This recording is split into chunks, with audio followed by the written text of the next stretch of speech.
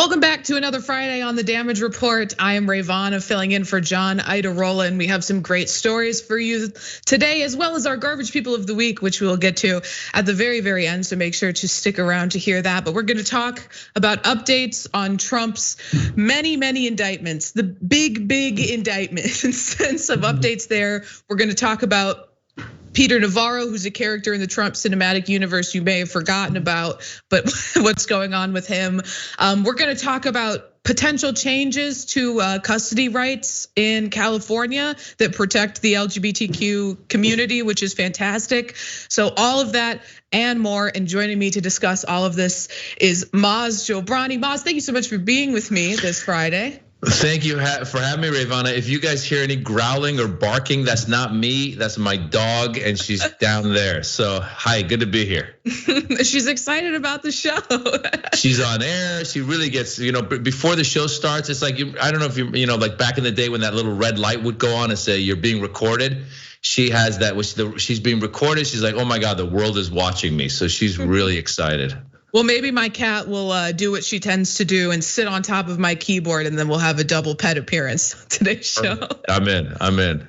All right, well, let's get started. Let's just jump right into this first story and talk to you about what's going on in Trump's indictments, because apparently, potentially, justice will not be televised, and that is all depending on whether or not Donald Trump gets his way. Now, in a similar fashion to some of his co-conspirators, I'm sure you've all been keeping up with the updates on Mark Meadows, trying to remove his case to federal court. Trump is also making that same argument. And Reuters reported on this, and they wrote that federal court could be more favorable for Donald Trump because he would face a more politically diverse jury pool than in Fulton County, a Democratic stronghold. A federal trial would also allow him to argue that he is immune from prosecution for actions he took as part of his official duties as president, because apparently trying to overturn the Democratic results of election is part of your presidential duties. Such a move, however, would still involve a trial prosecuted by Willis under Georgia state law. We've also talked about on the show that one of the other benefits that he gets is he might receive a judge that's more favorable towards him, potentially a Trump appointed judge.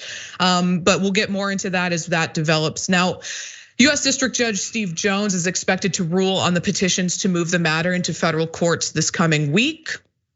From that Reuters report, a bid by Trump to move his case could compound legal complications that already threaten the prosecution's lofty goal of trying all 19 defendants as soon as next month. Judge Scott McAfee on Wednesday granted a request by former Trump lawyers Kenneth Chesebro. I'm sorry, every time I read that name, it trips me up a little bit. Chesebro and Sidney Powell to be tried on October 23rd, though he has yet to decide whether the other defendants will join them. Now, Trump's wider legal troubles are going to create further scheduling issues as he faces potential trials next year. In 3 other criminal cases, we have from WAPO a little chart mapping out all of the different trials. We could pull that up, thank you. So Maz, one thing that gets me is the way that the Republicans have been trying to frame, because we'll see on the chart, it says that the federal January 6th case is scheduled to start the day before Super Tuesday. And Republicans love to say that this is potentially undermining democracy, which is the most ironic argument they could be making by saying that they're gonna be sullying the voters right before Super Tuesday, which is a funny argument to me, because unless Nikki Haley comes in with a steel chair, it seems like the Republican nomination's already been decided for Donald Trump. Yeah, it's all, I said it once before and I'll say it again. People keep saying that that the court cases are going to interfere with his campaigning schedule. I say that his campaigning schedule is going to interfere with his court cases, because he's got a lot of court cases. And now that they're trying to take that other one to the federal court, you would think that one of the excuses not to take it is like, oh no, you already got one in federal. You don't need another, like you've already got one. I mean, this guy's so slimy, and his lawyers and the whole team. Obviously, you want to defend yourself and come up with any kind of defense you can to put it into your favor. And yeah, I've been hearing a lot about how if it goes to federal, the idea is that possibly the jury pool is going to be wider, and there will be more Republicans that will be on the jury and maybe vote in his favor.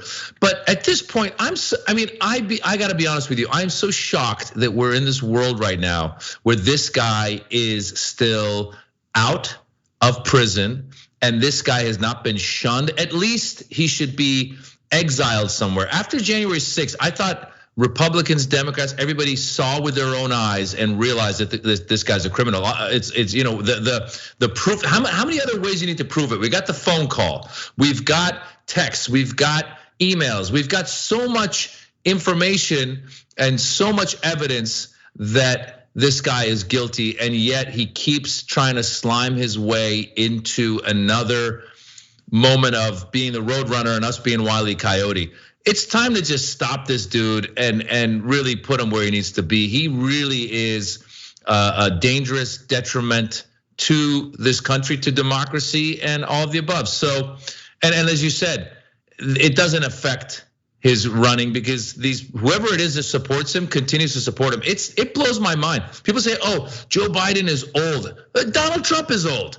And also he's old. He's an old criminal. He's an old criminal who's a fascist who wants to rule by his way. So I don't understand these people that support him, but pretty much he's already the guy. So we may as well just get rid of the other guys and then just have, maybe that'll expedite his court cases. If we go, listen, you don't have to be on the campaign anymore. Just go to your court cases and we'll see you election day.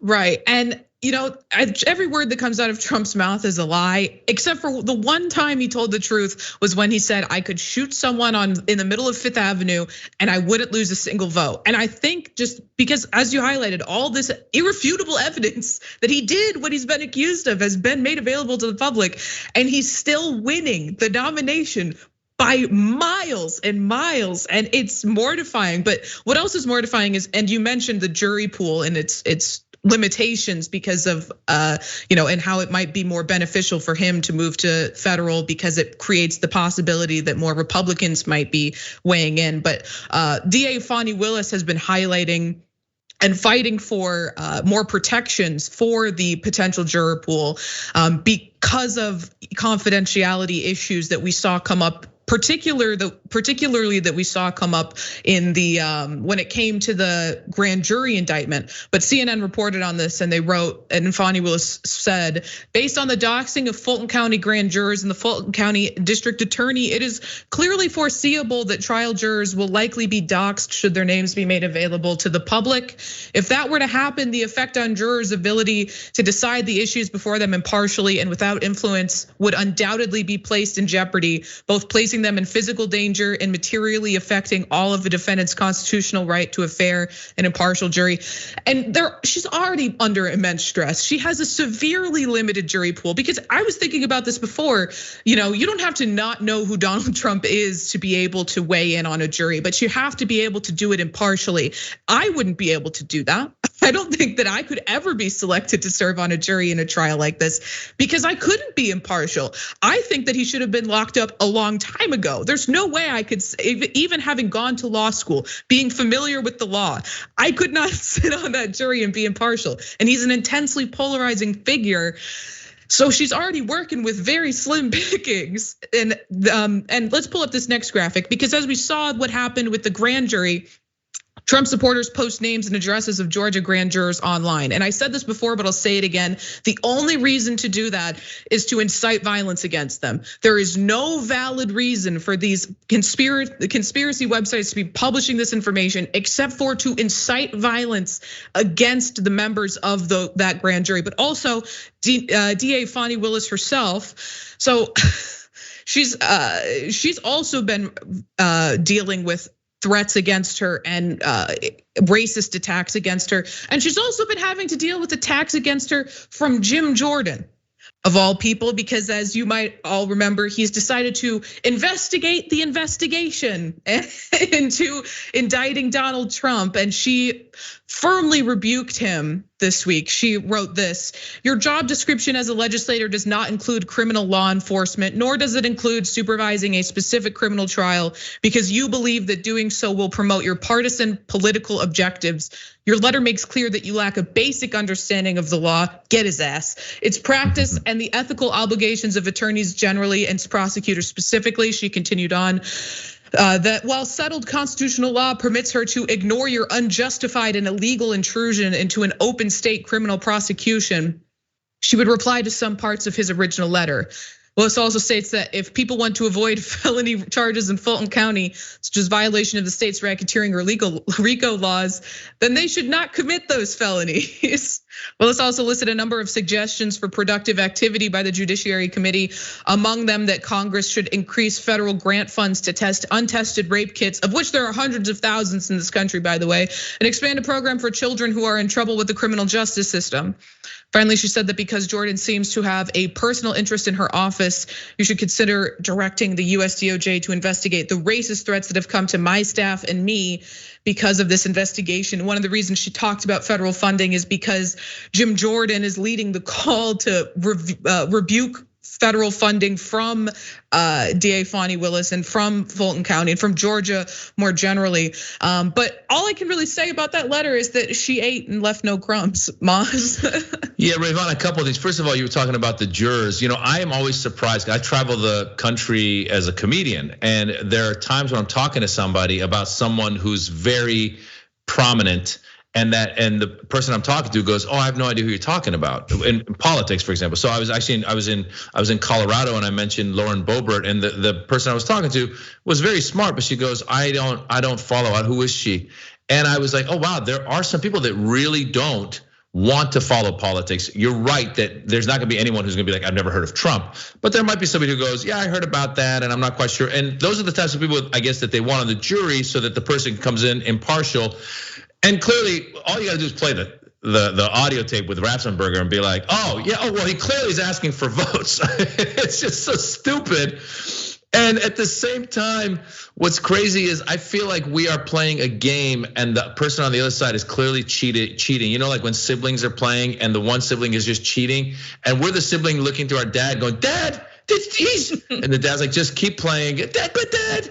And that's the doxing. That's all this other stuff that keeps coming up. It almost feels like every time we go after the guy, there's other crimes that start getting committed. I mean, how many more law enforcement and prosecutors are we gonna need to now go after these people who are doxing these people and threatening their lives, as you said? So it's just ludicrous. The guy should be behind bars. All of them should be behind bars. And I think a majority of the country would agree that we want law and order, that we want a system that we can believe in. We should all play in a fair system. And these people are not, and they continue to get crazier and crazier. And going to Jim Jordan, I love that Fani Willis said you clearly don't have an understanding of the law. And I had to look up to see if Jim Jordan is a lawyer. And I looked it up. He did go to law school, Capital University Law School. And it says that the US News and World Report listed Capital's lawyer program, quote, ranked not published in 2018, but in 2022, it was ranked as tied for number 147 to 193 out of 197 schools.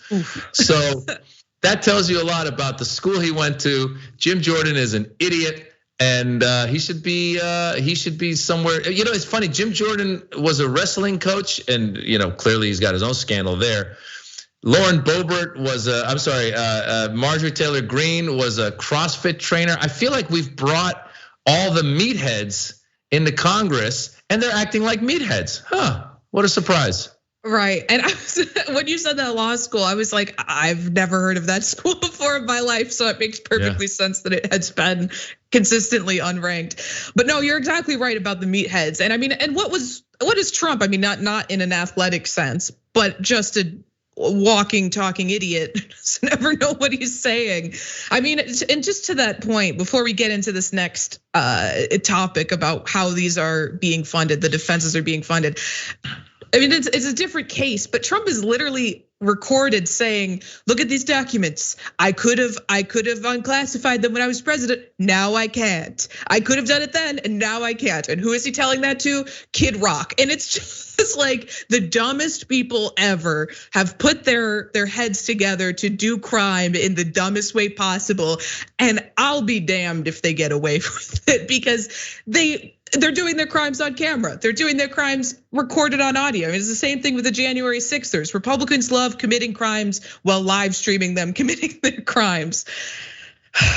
It feels like a miracle that we ever catch anyone, given the length of time that this has taken, and given the continuous way that they keep dodging and extending and delaying it feels like a miracle that anyone ever gets convicted of anything. But I guess that's a good thing, that we gotta fully prove the crime. But in this case, it's just so obvious. I mean, when you have video, when you have audio, when you have text, when you have everyone, it's mind blowing. And what happens, like, if Mark Meadows were to flip, they would have an excuse for that. Well, he's clearly trying to save himself.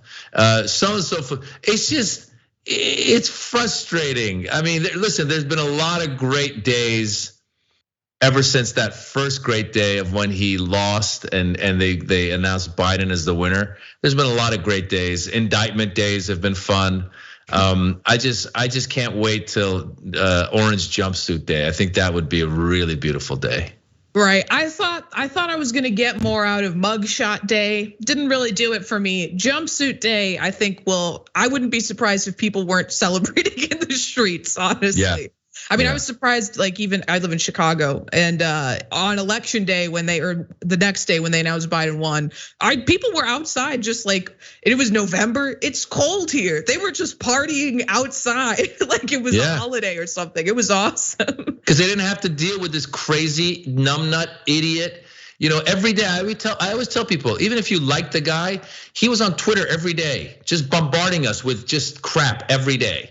And that's just the silly part of it. And don't even get me started with all the serious stuff that he mumbled and jumbled and whether it was negotiating with the Taliban in Afghanistan, whether it was his mishandling of coronavirus, whether it was his attempt to get Ukraine to come up with dirt on Biden. I mean, there was just so much of the immigration, the kids in cages, the Muslim ban. So many, you forget. You see, he's done so much stuff. You forget all the other really harmful stuff he did to this country. He really was a bad person and a bad president. God, I mean, it's like we need some more. Is it Schadenfreude? We need more Schadenfreude. I'll say, especially because, we do forget. He's done so many horrible things that it's like, oh yeah, I forgot that he did that horrible thing. And some of the most like horrible things that he did were quiet. Honestly, I worked in immigration law during the Trump administration and at the beginning of the Biden administration. The way that he restructured the Department of Homeland Security completely destroyed all of the back end way that we handle asylum cases. So it's just so many things that it's like, that wasn't even a big story, but it's just completely destroyed our country.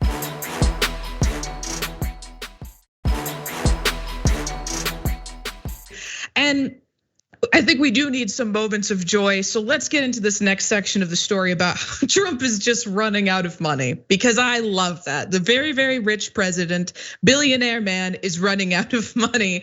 And so much so that now he's raising money, and he's been getting a lot of criticism for not helping to fund the defenses of his co-conspirators, now co-defendants in the Georgia case.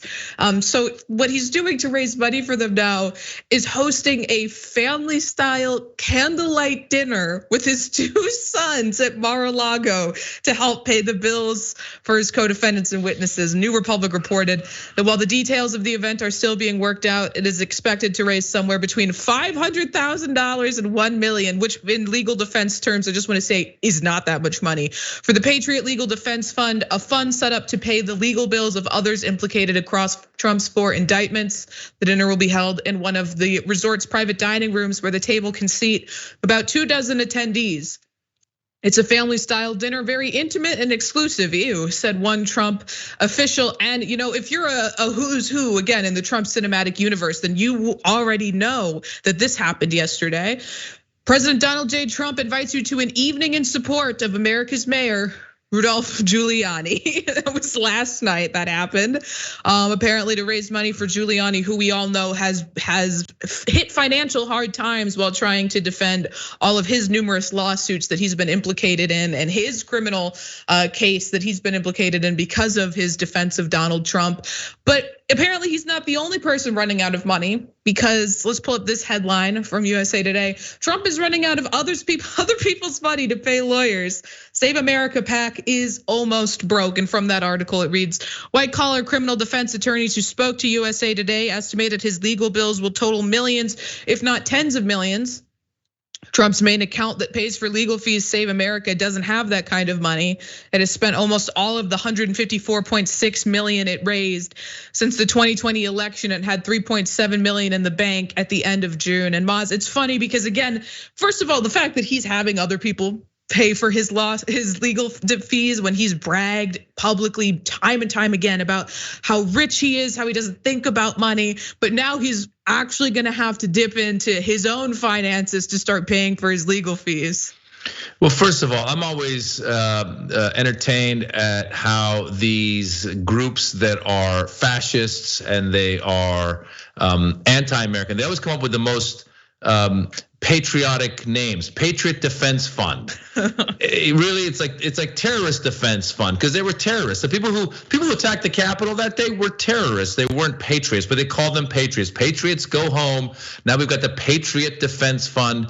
The invite was basically the Budweiser logo with Donald Trump's name on it. I'm surprised they used Budweiser because I thought they were boycotting Budweiser.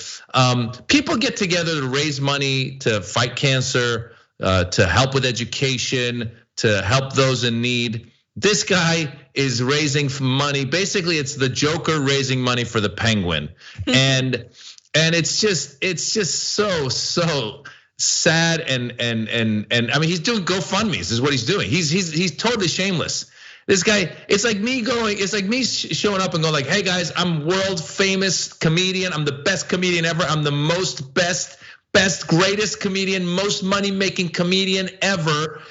Click here to donate because I need money to pay for my transportation to my next show. But I'm the best, most famous, most popular. That's what he does. And these idiots sit there and they go, okay, I'll click here for that. Oh, here's $50. Here's my last $50. Or you have, by the way, we all know that there's a big base of hardcore religious, your what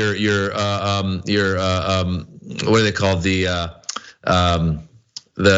not Christian right, but the I want to say not the fundamentalists, the evangelicals. There's a lot of there's going to be some wealthy evangelicals and some other wealthy religious folks who believe that this guy somehow was handed to us by God.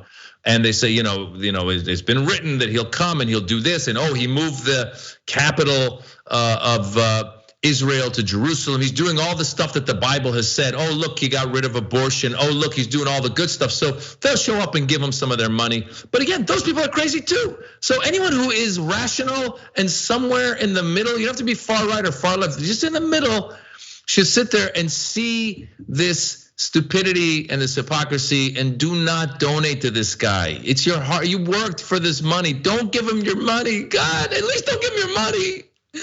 It wouldn't surprise me at all if someone who believes in the divine right of Trump to rule America is willing to sign over their entire paycheck. But I couldn't agree more. Yeah, please don't give him your hard-earned money. He doesn't need it. He should be able to fund his own way. You voted for him because he was rich. Let him use his own money. Okay, we have to go to a break, but stick around because we'll be right back with some updates on Peter Navarro.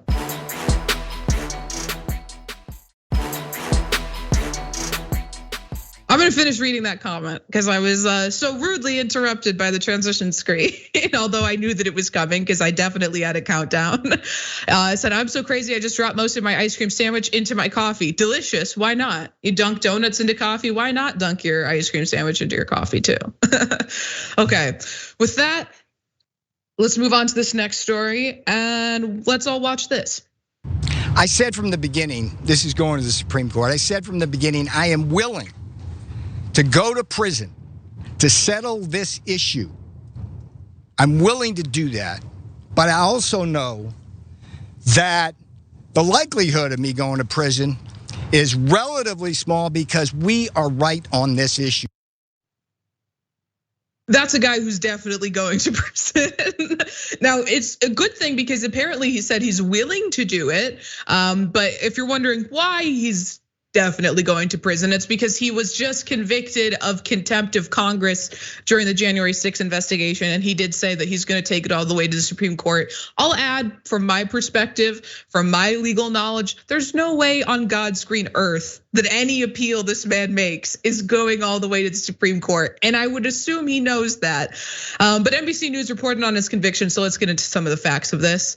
The jury deliberated for about 4 hours at a federal courthouse in Washington before it found Navarro guilty of 2 counts of contempt for refusing to testify before the House January 6th committee and turn over subpoenaed documents. Each count carries a minimum of 30 days and a maximum of 1 year in prison, in addition to a maximum fine of $100,000. And the article continues on.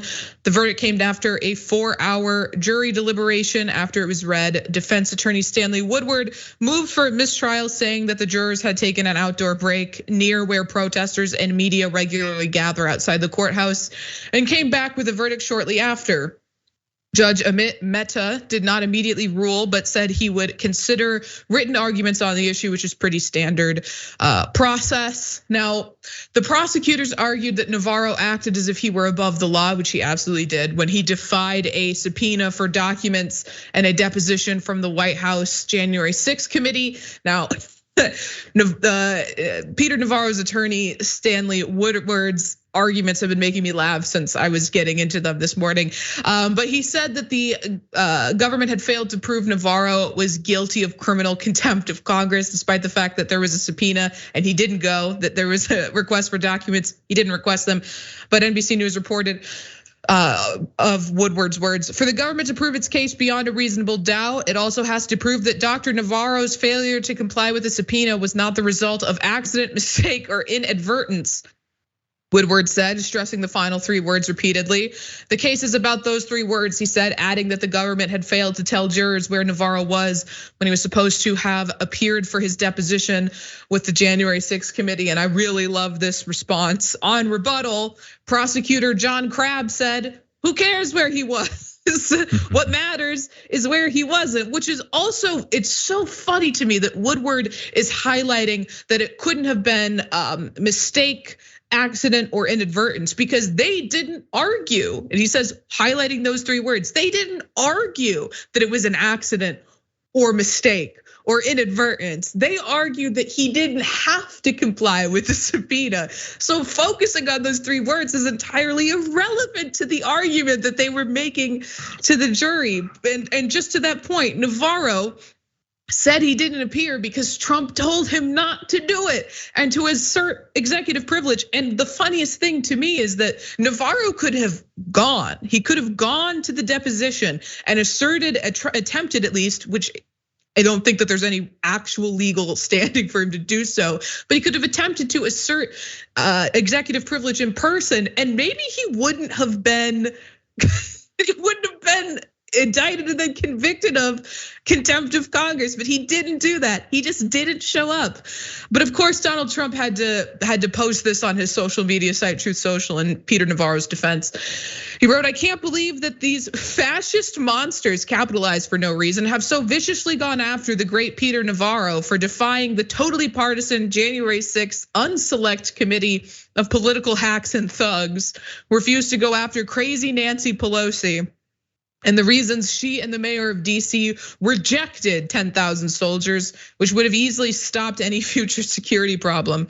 This testimony wouldn't have mattered anyway because the committee quickly and illegally deleted and destroyed all evidence and findings. God, who knows what the hell that man is talking about at any given moment.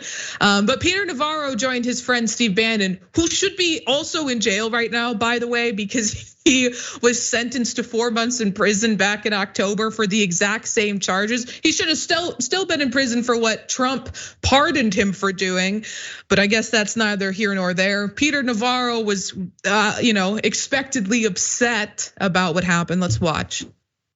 I was not tried for contempt of Congress today. That's not what the trial was about. If any of you sat in the trial, you saw the opening argument. You saw the opening argument of John Crabb, the attorney for the prosecution. He didn't argue. He didn't argue the case on contempt. He said that I was responsible for the J6 insurrection. which is totally without fact. Without fact. So you probably noticed the protesters behind him holding up signs. There's some pro-Trump protesters, a lot of anti-Trump protesters. And some of the protesters have been trolling Peter Navarro during his press conferences. So let's watch this next video. Here we are with one of the most important constitutional separation of powers issues, and people will not let me speak. This is my First Amendment right. What I'm going to do now is allow. There's cameras here. The marshals just saw you. The marshals just saw you. You're in trouble. You're in trouble. You just assaulted me. That man just assaulted me. He stuck a flagpole in between my legs. Yeah. Don't touch me. Don't touch me. So she's not the only one, because Peter Navarro's been doing press conferences throughout the trial, and there's always been protesters behind him trying to distract him from what he's saying, and it's been exceptionally effective. Maz, what do you make of all of this? Oh God, I mean, Peter Navarro's a clown. These guys make my job as a comedian easy because you just show the clips. I mean, those protesters are hilarious. One of them was behind him the other day, and every time he spoke, they keep blowing a whistle. That was so funny. I mean, people got to look it up. It's so fun and funny. First of all, going back to Trump's post on Truth Social, they used to say that Trump is Q, and when you read that post, he clearly is Q. He has become Q, because that one post that he posted had like 3 or 4 conspiracy ideas all rolled up into one thing, and he is now speaking to his crazy. Because if you're on Truth Social, you've drank the Kool-Aid. And so they're reading that and going like, oh yeah, the January 6th committee destroyed the evidence, and then the unselect committee and Nancy Pelosi would have had 10,000 soldiers, and she said, I mean, it's all wacky stuff. So that's him. Peter Navarro is, listen, I think I once got a ticket for jaywalking, and the process for me to go and then have to pay the ticket and stuff was like a month or two, wasn't much more. Navarro defied this subpoena to go speak in front of Congress. It's been, so January 6th committee was at least a year ago, maybe even more. And as you pointed out, Steve Bannon as well.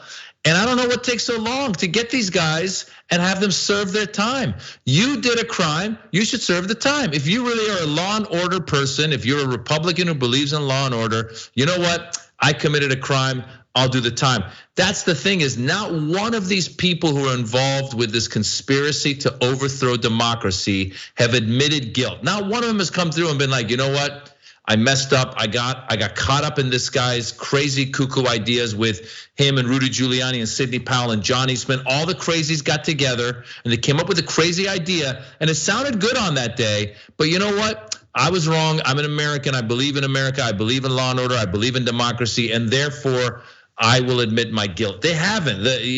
Mark Meadows, this guy Navarro, all the other 19 co-defendants, all of these people continue to claim that they did everything by the book. It was just freedom of speech. I was just talking. Navarro, it was executive privilege. No, it wasn't. It wasn't executive privilege. And as you said, he could have gone and sat there in front of the January 6th committee and just either given vague answers or given no answers, like some of these people did, and moved on with his life. And by the way, if you're not guilty, you show up and you testify and you tell them everything that happened and you tell them the truth. If I did not commit a crime, if I'm really so proud of the fact that day I was practicing my right as an American to question the election, everything was by the book, I would show up in front of the January 6th committee. I'd be like, yes, Trump told me to call the electors and tell them to be ready in case we win the court case. Yes, Trump told me to call the Proud Boys and the Oath Keepers and get them ready just in case. But it was all legal.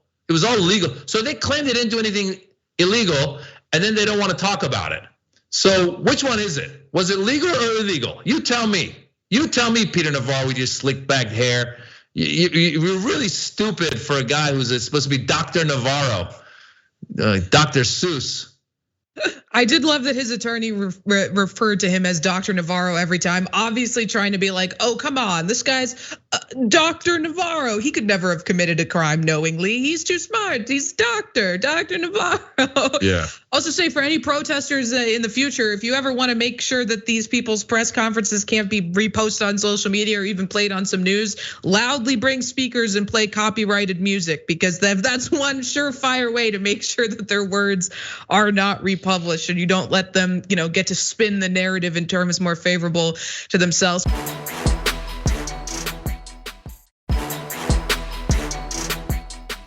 Marjorie Taylor Greene came out and said, we played the sound yesterday, that she's like, I'm not voting for any budget bill, no continuing resolution, nothing that doesn't involve the defunding of Jack Smith's special counsel office and everything that he's doing. Do you feel similarly about that issue as you do to defunding the FBI and the ATF and the DEA, et cetera? So George, when I was teaching law school, I learned and taught certain constitutional principles. When Marjorie Taylor Greene was teaching CrossFit, she learned a whole different set of values, evidently, because my idea of what this country should be like is based on the Constitution. And she sees the world differently. When you've got people who care more about their social media accounts than they do about the Constitution, we have a real problem in Congress. He got her ass there. Credit where credit is due, but I don't want to give too much credit to that person because that's Representative Buck, who is not criticizing Marjorie Taylor Greene because she's a crazy far right winger. In fact, he's criticizing her as one of the most conservative lawmakers in our Congress. He's criticizing her because he's a member of the House Freedom Caucus, which, as you all know, has been publicly beefing with Marjorie Taylor Greene since it kicked her out for quite some time now. But she's, again, publicly beefing with them. So she posted this on Twitter. She wrote, I'm appalled at this factually wrong and completely out of touch letter written by Freedom Caucus member Representative Ken Buck about the treatment of January 6th defendants. First off, Mr. Buck passed the buck, very clever there, sitting member of Congress, by the way, on voting to object on January 6, 2021 and certified Joe Biden's election, so we know. Let's just start there. That Marjorie Taylor Greene is criticizing this man who just said that she doesn't know anything about the Constitution for actually faithfully executing his constitutional duty to certify the election. She's criticizing him for not violating the Constitution, but she goes on to criticize him for several other things too. Let's pull up this next one. He does not support President Trump, which is the worst thing you can do as a Republican. That is the biggest sin you could commit against their God King Emperor, is not supporting Trump sufficiently. Ken Buck has also been vocally against impeachment inquiry on Joe Biden, shockingly completely unwilling to even ask the question in spite of the overwhelming evidence proving Joe Biden has abused his power. Overwhelming evidence that we have not been made privy to, by the way. Overwhelming evidence that they have yet to shine a light on. But just on that last point about opposing impeaching Biden, he responded to that here.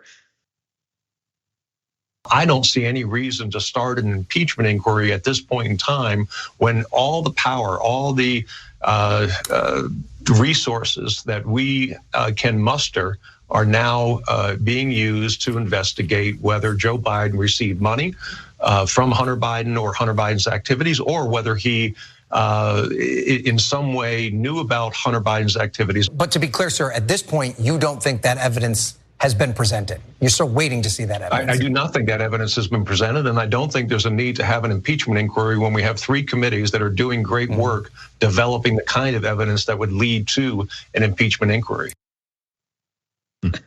I just saw someone in the damage report chat referred to Marjorie Taylor Greene as the vanilla gorilla, and it just took me right out of the story. But Maz, it's crazy that like the worst thing you can do as a Republican, like I said, is really just go against Trump and not follow their completely nonsensical political charade that they're creating.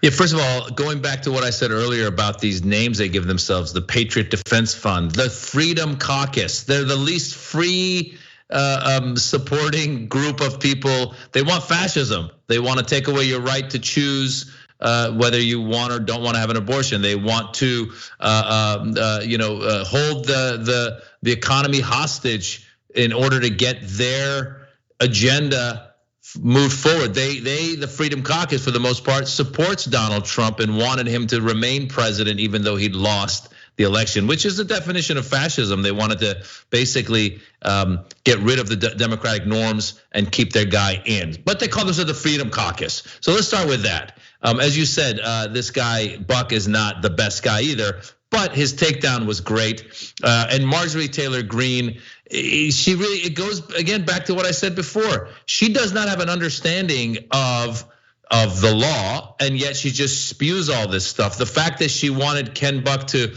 vote against the approval of the election shows you that she doesn't understand the law. The fact that she wants Ken Buck to come up and support this thing with the Joe Biden impeachment, again, we have no facts. These people just throw stuff out. All they got to do is put one doubt in the minds of their followers, their constituents, and then it just spirals. And it's a crazy place we're in, and it's Marge should be, he's right. Marge should be teaching. If she were a CrossFit influencer and saying this stuff, I'd be like, oh, she's just another QAnon person. But she's one of the 435 people that we could choose out of 330 million people. This is the best we could do, which is really, really sad. And again, the last thing that you said, to your point, these people have a hard time. If you go against Trump, a Republican that goes against Trump is a Republican on their way out, which is sad in itself. How could that not be? That should be the number one thing. They should all agree, like they did the day after on January 7th. They all agreed. Lindsey Graham said, I'm done.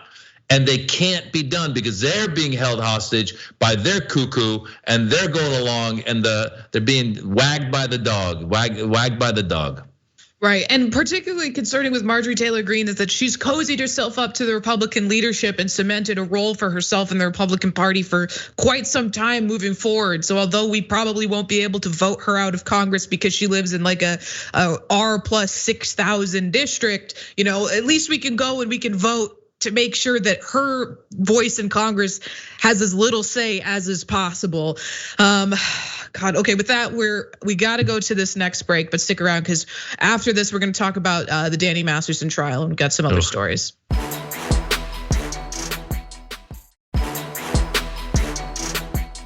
A judge sentenced that 70s show actor Danny Masterson to 30 years in prison to life yesterday, the maximum sentence that he could have possibly received for raping 2 women. Masterson's first trial for 3 counts of rape ended in a mistrial in December, but after prosecutors retried 2 of those counts, he was found guilty in May. Now, the 2 victims were at the courthouse for his sentencing, and they gave the following statement. So let's start with this first statement that says, "When you raped me, you stole from me," said one woman who Masterson was convicted of raping in 2003. "That's what rape is, a theft of the spirit. You are pathetic, disturbed, and completely violent," she said. "The world is better off with you in prison." And the statement from the other woman says, the other woman Masterson was found guilty of raping said he has not shown an ounce of remorse for the pain he caused. She told the judge, "I knew he belonged behind bars for the safety of all the women he came into contact with. I am so sorry and I'm so upset. I wish I'd reported him sooner to the police, although one of the victims did report him in 2004 and it didn't result in any investigation or any trial at the time. But thankfully, when it was reopened earlier in 2017, that now he is eventually being brought to justice. Now, Masterson has maintained his innocence, something that the judge highlighted as the judge handed down the sentence. The judge said this, "I know you're sitting here steadfast in your claims of innocence and thus no doubt feeling victimized by a justice system that has failed you," Olmeda, who's the judge, told Masterson before handing down the sentence. "But Mr. Masterson, you are not the victim here. Your actions 20 years ago took away another person's voice and choice. One way or another, you will have to come to terms with your prior actions and their consequences." And he'll have plenty of time in prison to sit there and think about his actions and their consequences. Although without any remorse that he's feeling now, I don't know if he'll come to terms with the fact that he is where he's going to be for the next 30 years because of the actions that he did, and potentially longer than 30 years. Now, Masterson is a prominent member of the Church of Scientology, the church is also involved in this because they've been accused of covering up his crimes and having knowledge of his crimes. Now, all 3 of his victims were also members of the Church of Scientology. AP reported that at the sentencing hearing, one of the women who, like Masterson, was born into the church said she was shunned and ostracized for going to authorities in 2004. I lost everything. I lost my religion. I lost my ability to contact anyone I'd known or loved my entire life. She said, I didn't exist outside the Scientology world. I had to start my life all over at 29. It seemed the world I knew didn't want me to live. And a lot of people, when they think of Scientology, one of the people they think of is Leah Remini, who was actually at the trial. She's a prominent anti-Scientologist activist after escaping Scientology. She put a statement out to her Twitter, which reads in part, over the past 7 decades, former Scientologists have sadly become used to Scientology using its financial resources, religious protection, and relationships to snatch justice away from them. For over 2 decades, Danny Masterson avoided accountability for his crimes.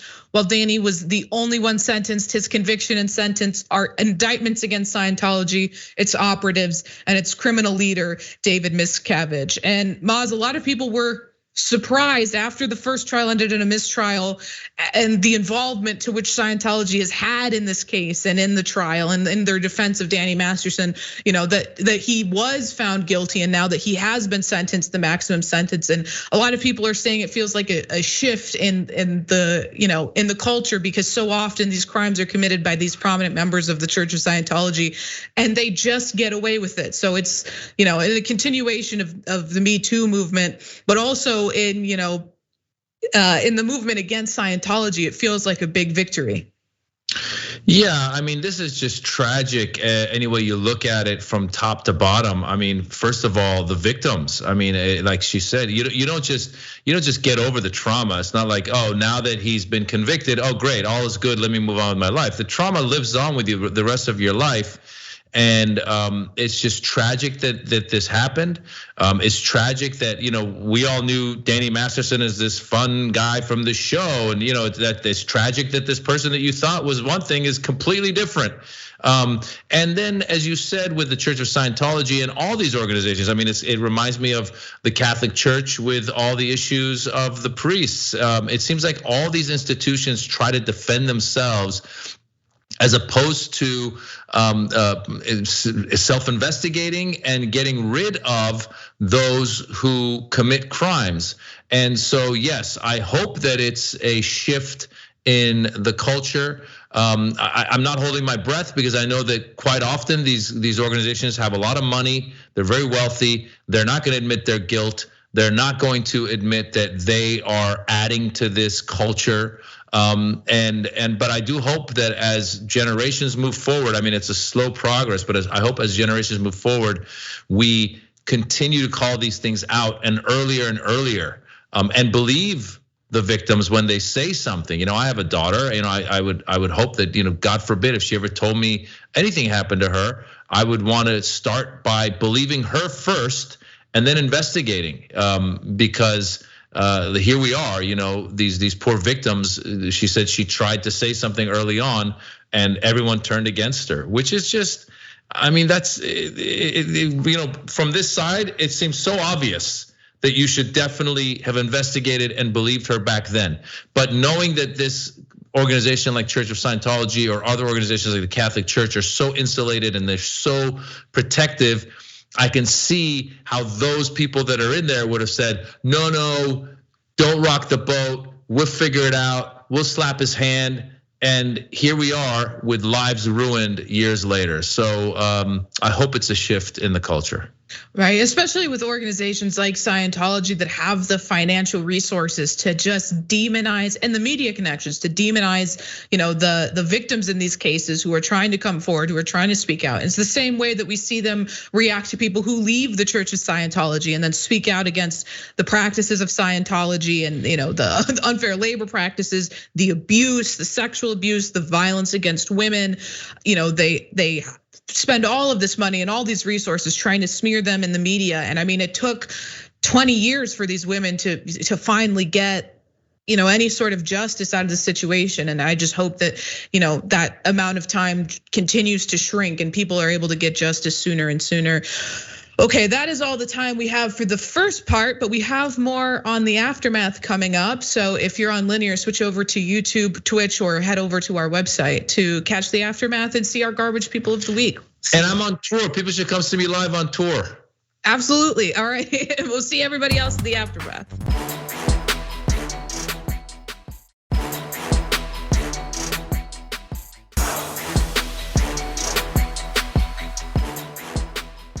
Thanks for listening to the full episode of The Damage Report. Support our work, listen ad-free, access members-only bonus content, and more by subscribing to Apple Podcasts at apple.co/TYT. I'm your host, John Adarola. I'll see you soon.